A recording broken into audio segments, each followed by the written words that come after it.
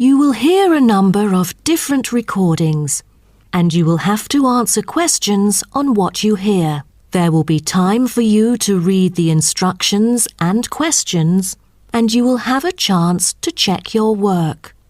All the recordings will be played once only. The test is in 4 sections.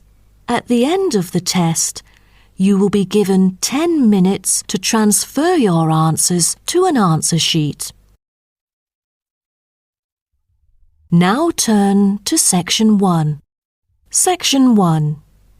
You will hear a conversation between a printing company employee and a customer. First, you have some time to look at questions 1 to 5.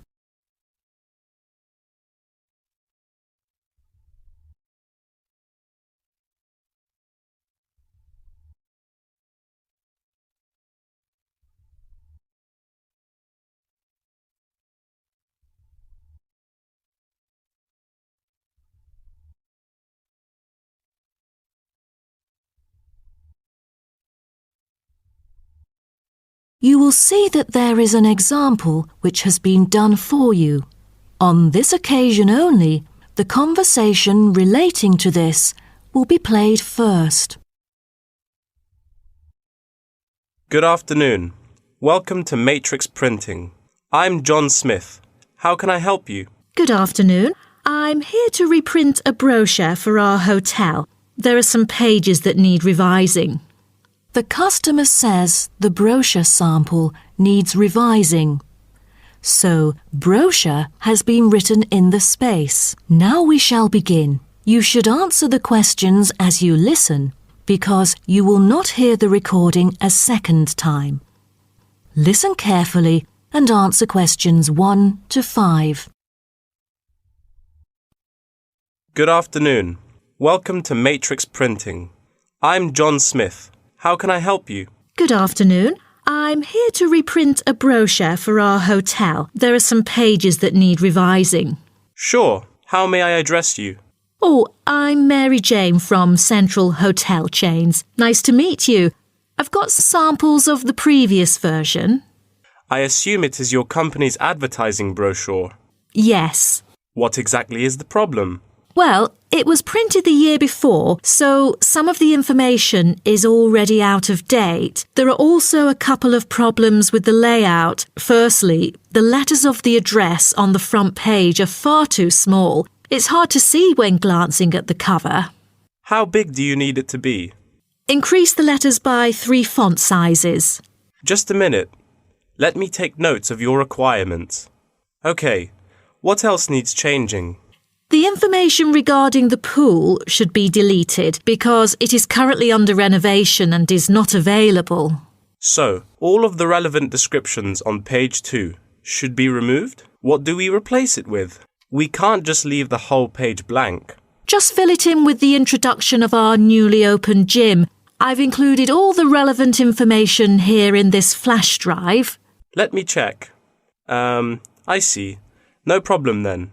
What is also bothering us is that the description under the top photos on page 4 is incorrect. The word lounge needs to be replaced with reception. Fully noted. Is that all? No, there is more. Turn to page 5. We feel that showing merely the picture of our exterior and interior decoration does not fully represent the appeal of our hotel. On second thought, we've decided to use a picture with the view of the hotel. Do you have the original copy of the picture? Yes, it is also enclosed in the flash drive. Okay, we'll re-edit the whole layout of the photos. Great. Before you hear the rest of the conversation, you have some time to look at questions 6 to 10.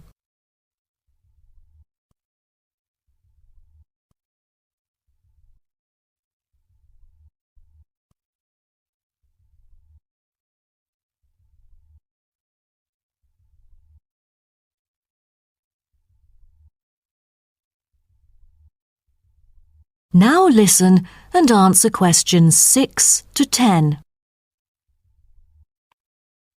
Let's turn to the next page. Yes, What's wrong with that?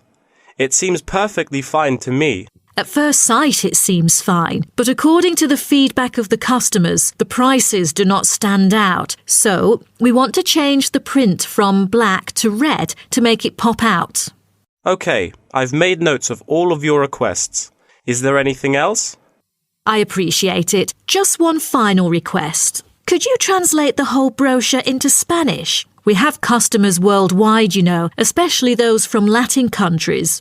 No problem.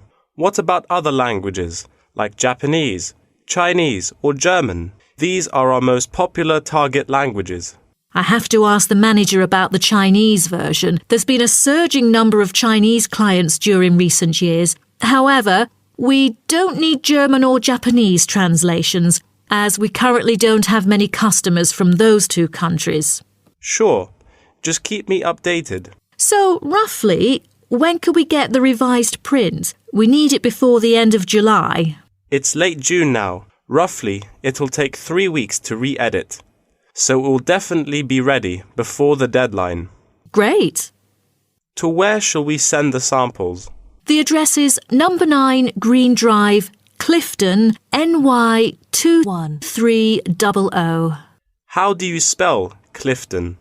CLIFFTON, Clifton. And the telephone number? It's 9030366602. Also, if you have any further questions, you can reach me through this number.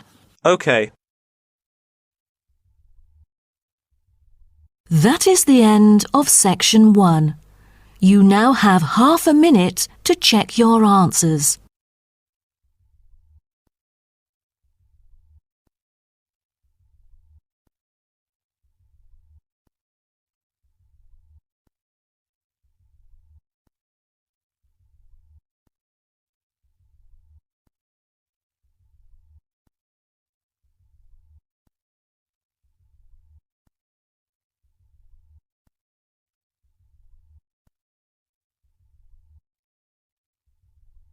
Now turn to section 2. Section 2. You will hear a guide talking to a group of visitors about a national park. First, you have some time to look at questions 11 to 16.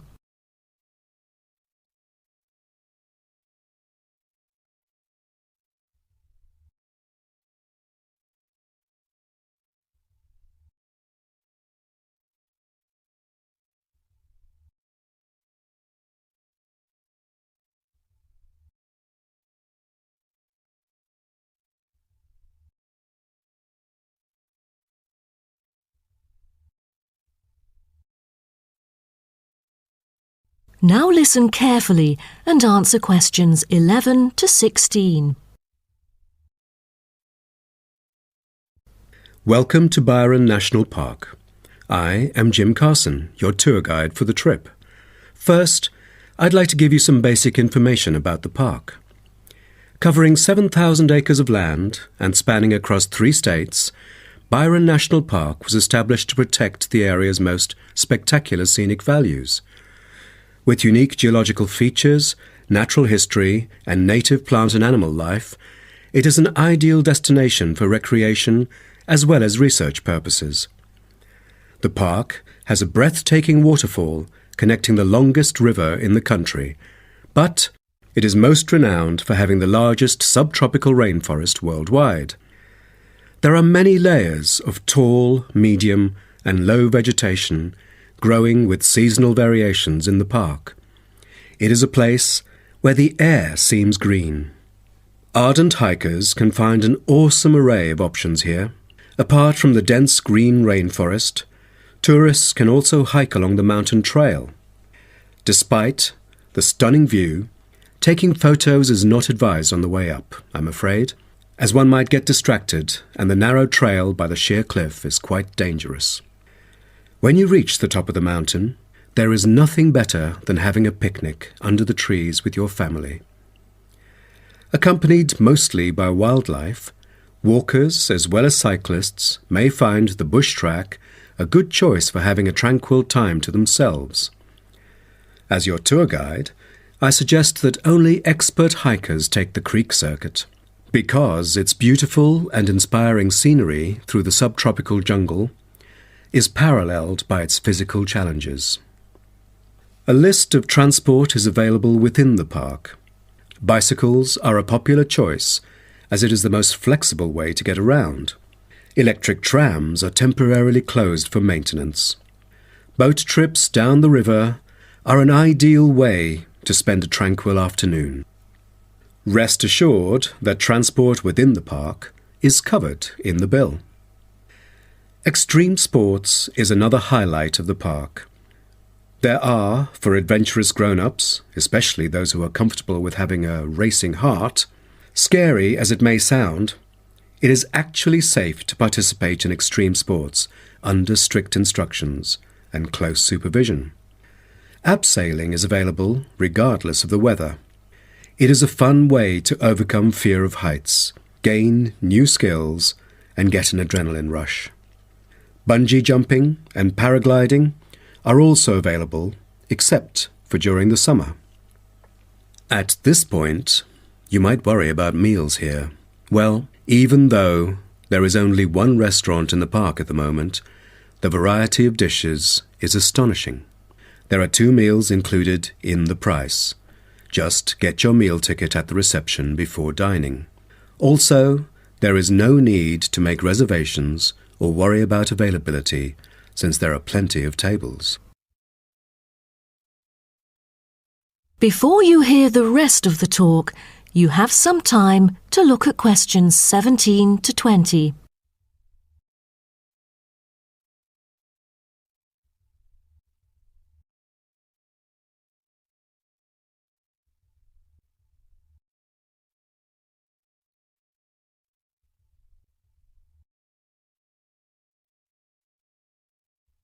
Now listen and answer questions 17 to 20.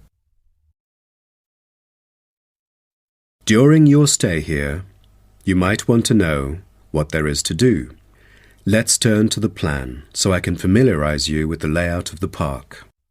Most tourists would choose to stay in our guest house, located in the southeast corner. It features 63 tastefully appointed guest rooms, many of which offer spectacular views of the park. You'll find a home away from home at our guest house. But for those who want to experience the natural beauty up close, there is also a campsite. When you get out of the guest house, go straight ahead, turn right at the end of the road.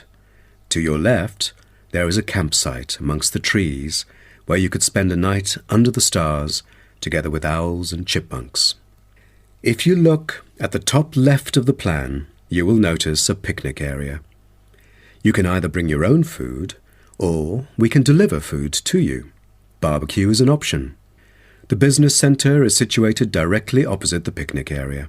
It provides flexible, fully serviced offices, conferencing suites, meeting rooms, and is equipped with the latest multimedia facilities. Wired, as well as wireless, high-speed internet is available within the entire premises. The centre is designed to cater to both individual travellers and corporate groups. Visitors can also go to the museum, which holds a vast collection that exhibits local history and a natural habitat. You start from the guest house, just turn left at the first conjunction, then walk past the tea house, turn right. You'll see the museum after making the third right. Have you found it? Pretty easy, right? To spend a delightful afternoon with a book and a fresh cup of coffee, you can go to the only cafe in the park. From the guest house, you go straight, then take the second right, and you'll see the cafe right in front of you. You might want to check out our all-season tennis court, which offers instruction for all ages and skill levels. It is located right opposite the cafe. That is the end of section 2. You now have half a minute to check your answers.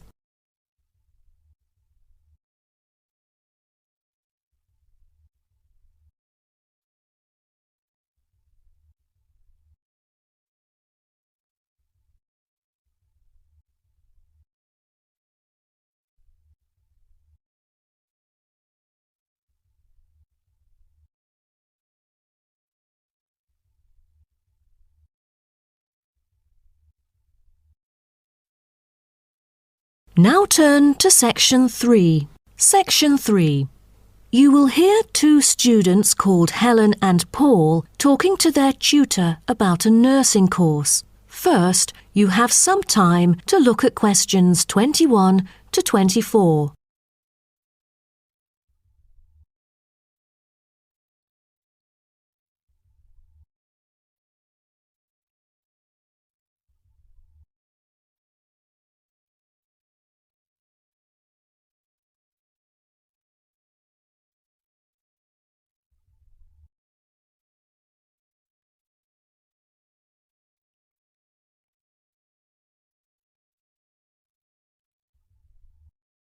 Now, listen carefully and answer questions 21 to 24.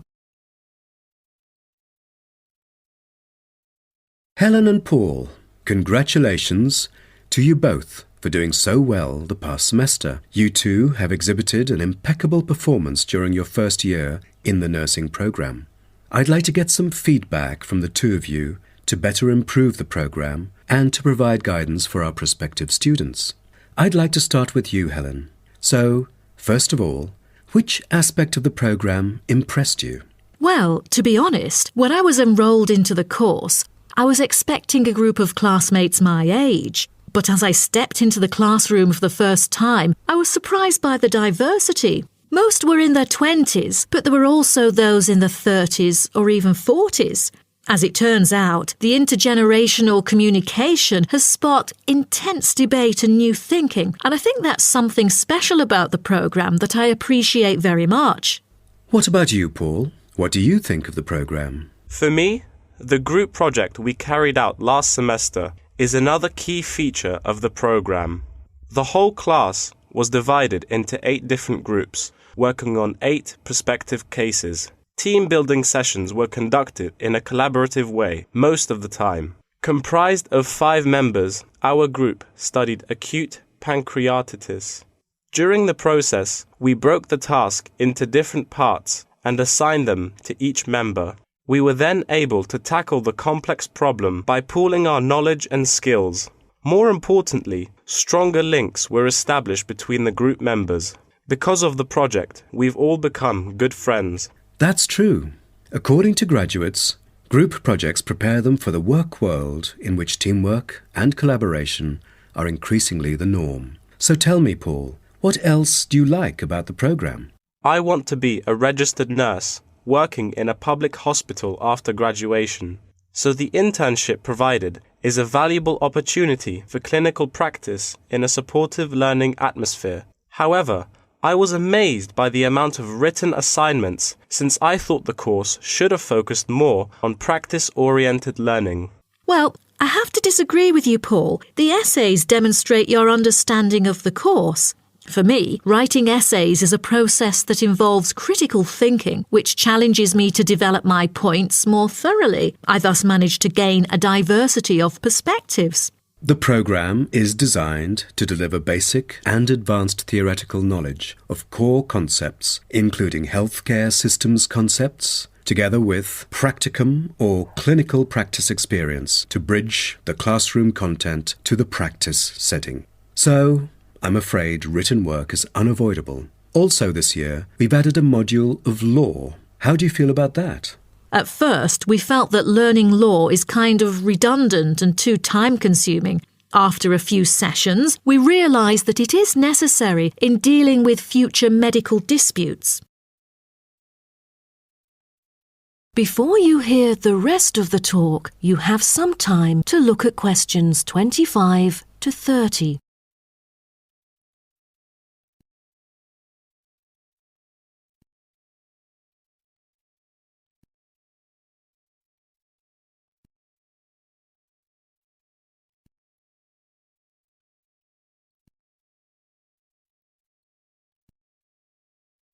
Now, listen and answer questions 25 to 30. Do you have any suggestions for prospective students?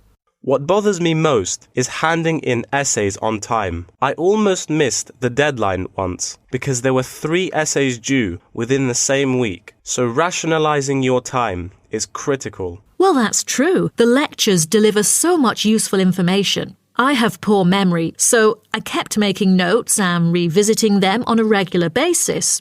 To my surprise, at the end of the semester, I have learnt the key concepts by heart. How was the research? I heard that it was quite challenging. How did you manage to overcome the difficulties? That's true. The majority of us had no clue how to carry out the research at first. Fortunately, when I was digging up reference materials at the library, I sought help from the librarian. She taught me about finding the appropriate resources and choosing the proper research methods. Have you checked out the online forum? Yes, it has become a habit for me to visit the forum regularly. In a sense, it extends classroom learning. It is where the students post academic problems that they come across and get support from the faculty members. Some of my classmates didn't do so well during the placement tests. I feel that background reading is necessary. Lastly, do you have anything to say to the freshmen? I was really ambitious at first, trying to get straight A's on my transcript. I made tons of notes and worked hard even on the optional assignments to get extra credit. I stressed myself out before having an emotional breakdown. After consulting my advisor, I found it important to set realistic goals. Don't push yourself too hard. It is wise to sort out your priorities. Thank you for coming here today and providing valuable feedback on the program. Have a great summer break. That is the end of section 3. You now have half a minute to check your answers.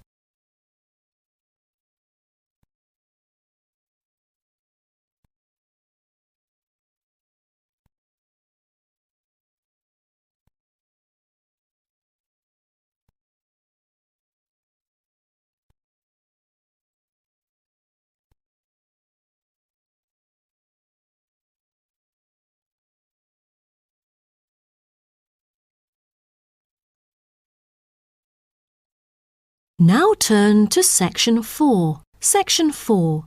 You will hear part of a lecture about African penguins. First, you have some time to look at questions 31 to 40.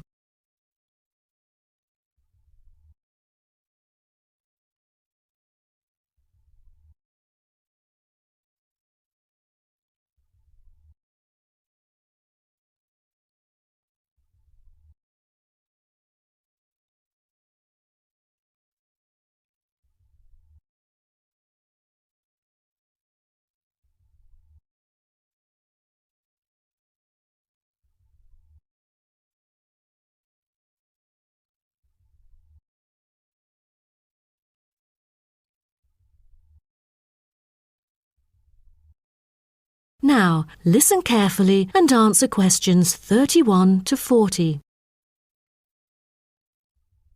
Good morning, everyone. Today's lecture is about a type of adorable animal, the penguin. When you think of penguins, you may picture them surrounded by snow and ice. But not all penguins live where it's cold. African penguins live in the southern tip of Africa. They are usually found within 40 kilometres of the shore and on a number of its surrounding islands. African penguins are also known as jackass penguins because they make donkey-like braying sounds to communicate. African penguins can keep their body temperature at a stable level, but their land habitat can get quite warm, so there are a number of ways for them to stay cool. They limit their daylight movements on breeding sites on land to early mornings and early evenings to avoid too much sun. The pink glands above their eyes can help them cope with the temperate climates. Like other penguins, African penguins spend most of the day feeding in the ocean, which also helps keep them cool. Being a type of small to medium-sized penguin species, African penguins average about 60 centimetres tall and weigh up to 3.6 kilograms. They have a black stripe and a pattern of unique black spots on their chest. Males are larger than females and have larger beaks. Even though they are categorised as birds, African penguins aren't able to fly because of their heavy bones. Their wings are more like flippers that make them particularly suited for life in the water. When they're on land, their flippers and their tails help them keep their balance and walk upright. African penguins begin to breed at the average age of 4. When a male and female pair up, they tend to breed together for the rest of their lives. Most other penguins nest and lay their eggs out in the open, but African penguins have a different approach. They dig holes under bushes out of their own excrement, called guano, so they are sheltered from the sun and predators. The African penguins survive on a diet that is comprised mainly of marine organisms. They feed primarily on fish like sardines, along with the occasional squid and shellfish.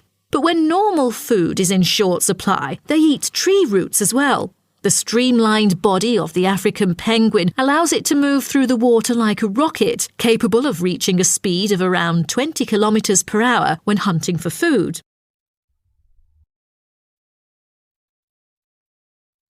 The African penguin's smaller size means that it has many predators both in the water and also on dry land. Their natural predators at sea include seals and sharks. The biggest threat to them on land is not just towards the adult penguins. The penguin chicks are sometimes taken by seagulls into the air and dropped from above. The seagulls could thus feed on them. At risk from predators, young penguins are protected for about 40 days after hatching by both parents. They will leave the colony when they are between 3 to 5 months old and will return a few years later. The entire surface of their body is densely covered with feathers, which fall off during the winter. This process is called molting and takes about 3 weeks to complete. During that time, they are unable to forage. Therefore, prior to this, African penguins spend about 5 weeks laying down fat deposits. They generally live between 10 to 15 years. However, many do not reach their full lifespan. Their population has drastically declined. Approximately 120,000 African penguins remain in the wild, and their population has decreased by 90% in the past 60 years. They are considered to be vulnerable and have been listed as being endangered. 2 major factors have contributed to their decline. They are struggling for nesting space due to human disruption and competing for food due to overfishing and pollution. With the limited number of breeding pairs, survivorship becomes difficult for African penguins. This makes them especially vulnerable as environmental conditions change or an outbreak of a disease occurs. For instance, avian malaria has caused 27% of the captive breeding penguins' deaths annually. The more genetic diversity there is within a species, the higher the likelihood that at least some of the individuals will adapt and survive. That is the end of section 4. You now have half a minute to check your answers.